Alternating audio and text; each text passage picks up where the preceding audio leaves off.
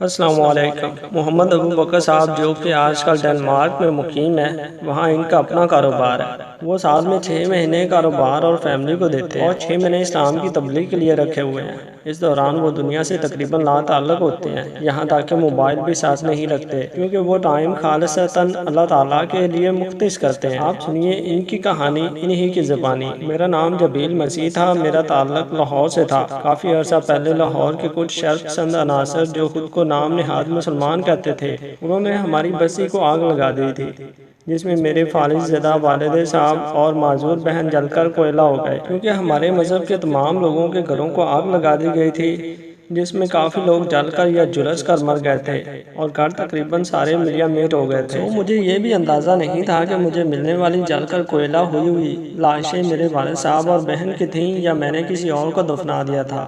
خیر، اس دن کے بعد مجھے اسلام اور مسلمانوں سے نفرت ہو گئی تھی۔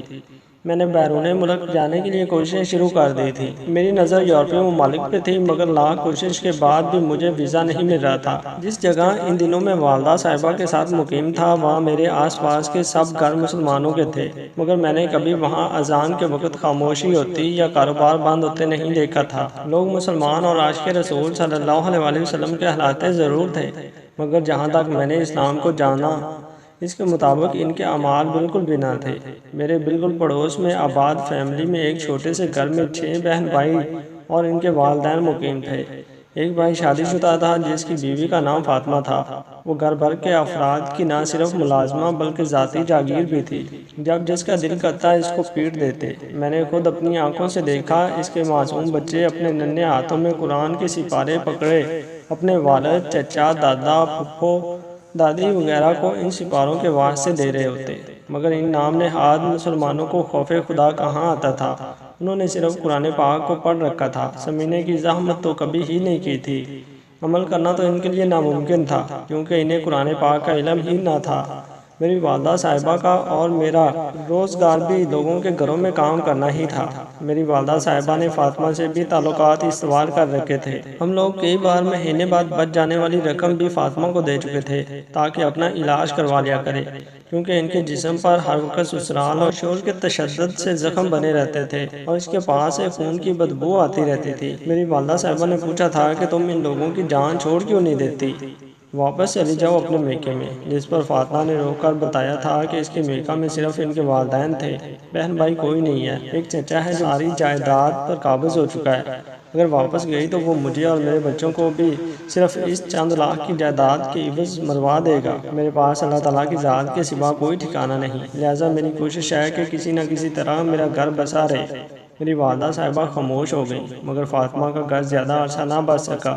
اسے چند سال بعد طلاق دے کر 3 بچوں کے ہمراہ گھر سے نکال دیا گیا، تو فاطمہ نے تمام مسلمان گھروں کو چھوڑ کر ہمارے گھر میں بنا لی اور عدت وہیں گزارنے کی مہلت مانگی۔ میری والدہ صاحبہ نے نہ صرف فہمی بھر بلکہ وہاں سے رہائش بھی بدل لی تاکہ فاطمہ کے سابقہ سسرال والے ہمیں بچوں یا فاطمہ کو کوئی نقصان نہ پہنچا دیں۔ ہم نے کینٹ کے قریب گھر کرائے پر لے لیا۔ فاطمہ نے وہیں اپنی عدت گزاری اور اس دوران اس کا اور اس کے سارے بچوں کا خرچہ میں نے اٹھایا۔ جب فاطمہ کی عدت پوری ہو گئی، میری والدہ صاحبہ نے اس سے مستقل طور پر پوچھا کہ وہ رونے لگی۔ میری والدہ صاحبہ نے اس کو دلاسا دیا اور سمجھایا کہ لوگ اس بات کو انتہائی غلط رنگ دے گے، ہم لوگ پہلے ہی اس قیامت سے گزر چکے ہیں۔ ساتھ ہی میری والدہ صاحبہ نے مجھے بھی کہا اور خود بھی فاطمہ سے دوسری شادی کی کوشش کرنے لگی، مگر کوئی مسلمان اسے دوسری شادی کے لیے تیار نہ ہوا۔ اگر کوئی مجبور، اپاہج، معذور یا کم عقل شخص مان بھی جاتا تو پہلی شرط رکھتا کہ عورت سرکاری ملازم ہو، یوں وہ رشتہ طے ہونے سے پہلے ہی ختم ہو جاتا۔ وقت گزرتا گیا، والدہ صاحبہ نے مجھے فاطمہ سے نکاح کے لیے کہا تو میں نے اس کے عیسائی ہونے کی شرط رکھ دی۔ جب میری والدہ صاحبہ نے فاطمہ سے بات کی تو وہ رونے لگیں اور کہنے لگی کہ میں مذہب نہیں چھوڑ سکتی، غیر مسلم سے شادی کی اجازت میرا مذہب نہیں دیتا۔ اپنے بچوں کو سینے سے لگا کر بولی، آپ جبیل سے کہیں اسلام قبول کر لے، باقی اس کی حشر ماننے کو تیار ہوں، یہاں تک بچوں کو بھی کسی یتیم خانے میں چھوڑ دوں گی۔ اس کی بات سن کر میری والدہ صاحبہ رو پڑیں اور روتے ہوئے میرے پاس آ کر میرا منہ ماتھا چوم کر کہا، نہا دھو کر آؤ۔ میں نہا کر آیا تو مجھے فاطمہ کے ہاتھوں اسلام قبول کروایا۔ بعد ازاں میں جامعہ نعیمیہ میں گیا، وہاں سے اسلام کے متعلق بہت کچھ سیکھنے کو ملا۔ جب مجھے اسلام کی بنیادی تعلیم مل گئی تو میرا نکاح فاطمہ سے کرا دیا گیا۔